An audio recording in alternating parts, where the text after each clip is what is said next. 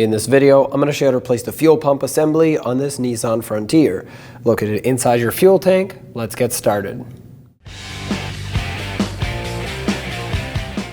In order for us to safely start this job, we have to relieve the fuel pressure that's in the system. So under the hood, on the passenger side, you'll see that there are two black boxes. The bigger one towards the back is your main fuse box or junction box, and that's what we need to access. On each side, you'll have a tab. If you press these and lift up, that exposes all of your fuses and connections, of course. And what we're looking to do is pull the fuel pump fuse so it gets no power, crank the engine, that's going to fire the injectors, and relieve the rest of the fuel pressure that's in the system. Now on the back side of the lid, if you look closely, you'll see that right here, this 15 amp fuse is for the fuel pump. And if we reference this row of fuses, that makes the fuel pump fuse this first 15 amp fuse right here next to the three 10 amp fuses. And the easiest way to remove it is with some needle nose pliers, very gently, grab it, wiggle, and pull.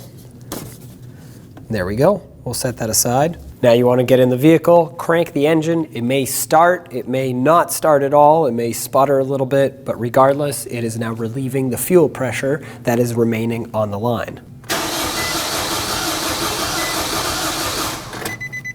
At the back of the fuel tank, near the frame, we have a few hoses and lines to disconnect. This small one right here is a pinch and pull style. So you're going to squeeze those two white tabs and pull the plastic line off the metal line. There we go. I'm going to take this lock off and stick it back inside the line.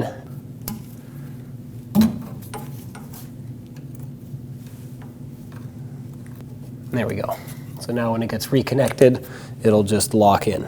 Right next to that is our fuel filler neck hose, the main filler neck. Use a 10mm socket and loosen up this clamp.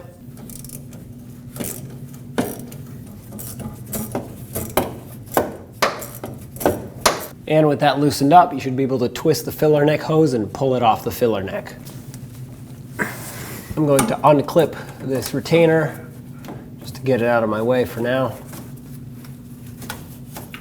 I will try to use a pick up here to break the hose free. Seems to be stuck on the metal, which does happen. It just needs to be pulled away. Be careful not to pierce the hose when you do this.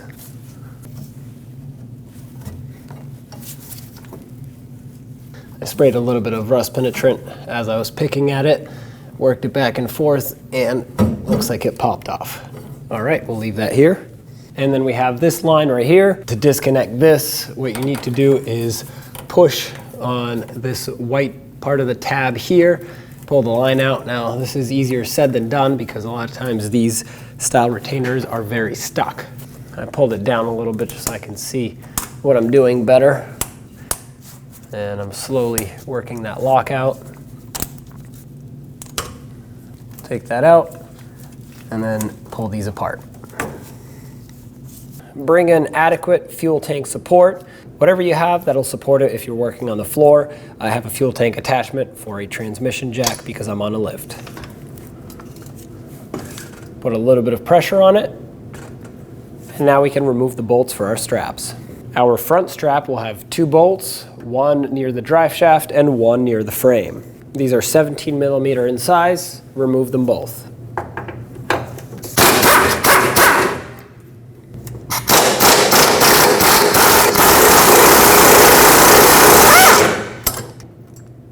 And with that, the strap comes off. For the rear strap, there is only one 17mm bolt near the drive shaft or towards the middle of the vehicle, right here on the frame.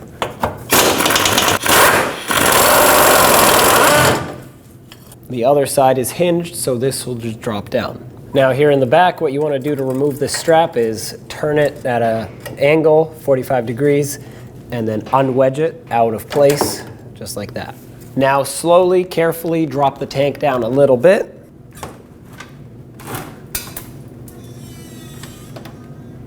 Up on top of the tank now, there's a cover. Mine wasn't really attached much, so I'm going to leave it to the side. And then we have to disconnect everything here so we can actually pull the tank further down. We'll start with our electrical connector for the fuel pump. To disconnect this, I'm just going to push on the tab, unlock it, and pull it off.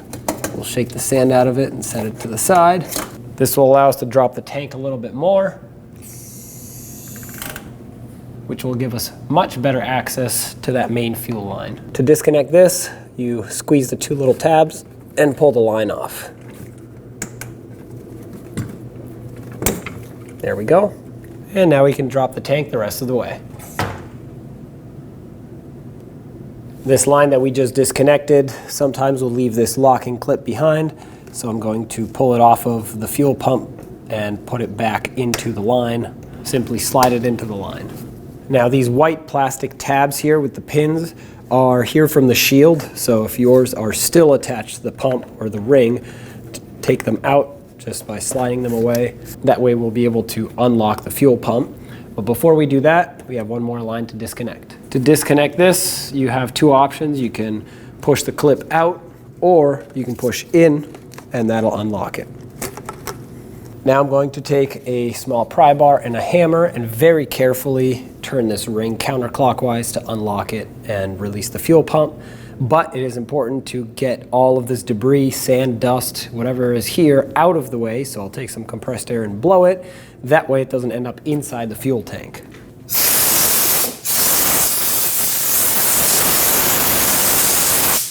Optionally, you can also spray rust penetrant on all of these ridges where it locks in. This should be able to help it slide off.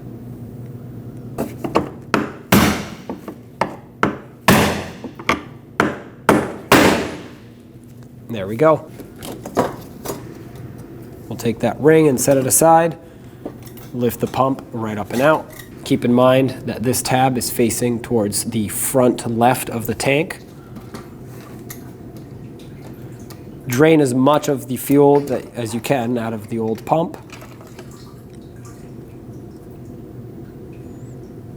And there it is. Remove the O-ring. We'll install a new one.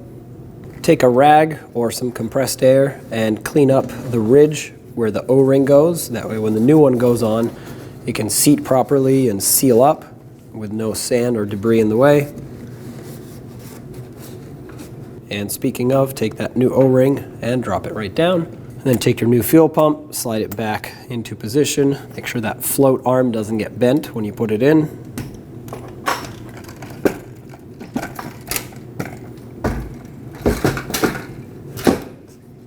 There we go. Make sure that O-ring stays seated. And then you want to take the locking ring, place it down on the pump, start it, and then tap it back into place. Make sure it's fully locked in.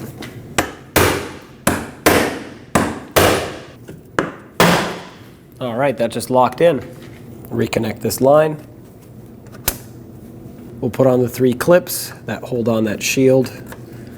I'm estimating where they go based on my memory, but I can always adjust their position later.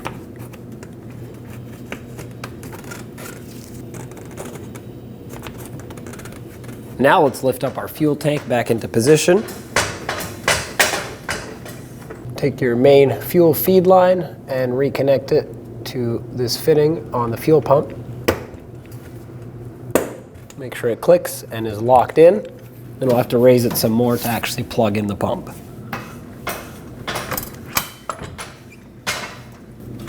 Take the electrical connector, line it up,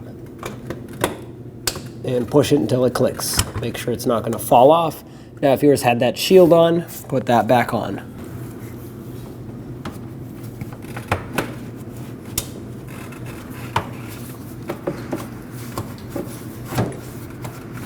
With that shield resecured, push the fuel tank up the rest of the way up until it's up against the body of the truck.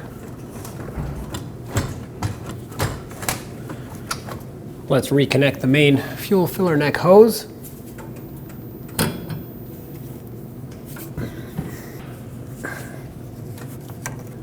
We'll just push it up until it hits this bracket. There we go. That's how you know it's bottomed out. And then we'll bring the clamp up and we'll tighten that.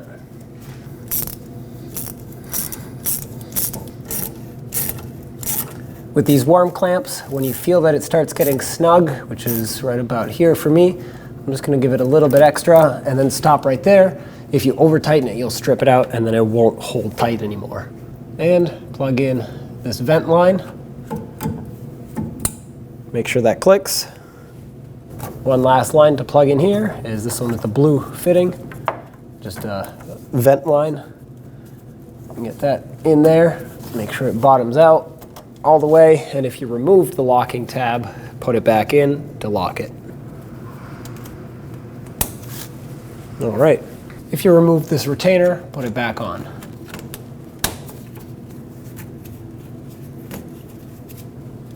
Take the strap and line it up with the frame. Put it back in. Let's bolt on this rear strap. Pull it tight up against the fuel tank right here. And start that bolt in. Hopefully you can do this by hand. I'm using a pry bar to help me push the strap into position. Once that bolt is started, tighten it up.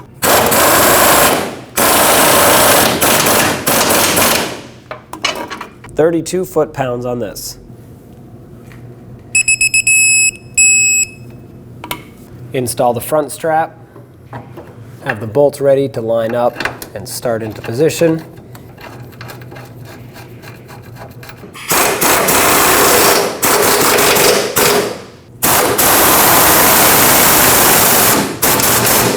We'll torque these to 32 foot-pounds.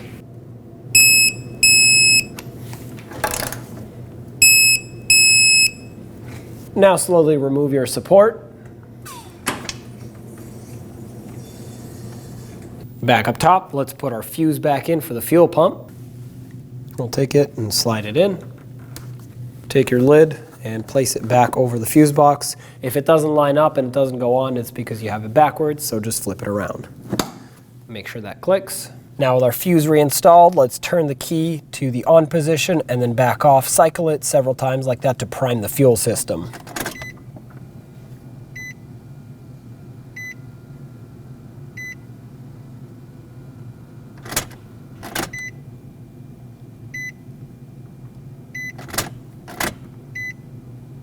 Once you've done that, try to crank it. It may sputter a little bit or hesitate, but eventually it should clear up. And with that, job is done. When only the best will do, demand TRQ. The only company that lets you view before you do. TRQ is committed to offering the highest quality aftermarket auto parts that are engineered for peace of mind. Thanks for using and viewing with TRQ.